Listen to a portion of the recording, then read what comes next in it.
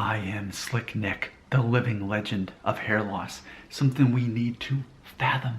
Something we need to deconstruct. The Pompadour Undercut. The internet is buzzing about. Literally buzzing about. It's been brought to my attention by other people who can see me from a third person perspective. Even today, it's been referred to, well, Nick, that must be nice, in the Tennessee heat, having a shaved head.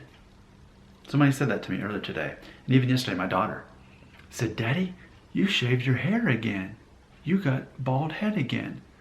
And granted, it is true, and I've recently sort of touched on this, but when you look at the real estate of my head, much of it, the majority of it is bald. We've got a whole side here, a whole side here, and top to bottom.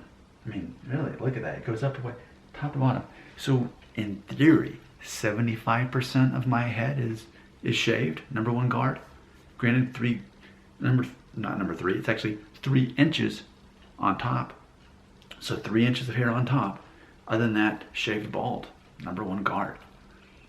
So it's interesting because it's not a buzz cut, but technically I've got a shaved head now.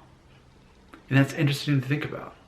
It's interesting to think that you could still have 3 inches of hair on top of your head and people perceive you to have a shaved head. And that brings us back to one of the many reasons why this hairstyle is great, why I recommend it for anyone out there who may be considering it. Thinking, oh, I can't do it. I don't have enough hair. I've got a receding hairline. My hairline goes back. I need a straight across hairline to pull that off. No, you don't. Look at me, Norwood 2.5. It's not completely thick right here, but we can make it work, and that's its own video. But right now, I just want to focus on the fact that when you have this hairstyle, the Pompadour Undercut, number one guards, and 3 inches on top, still most of your head is shaved.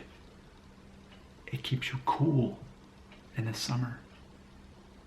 It's edgy, but still professional. What do you believe? Everything you could possibly need to say about this hairstyle belongs here, but keep in mind, I'm putting a link in there because if you're tempted to ask me questions about going bald, I'm going to refer you to that video that's going to answer the only questions that you need to actually ask.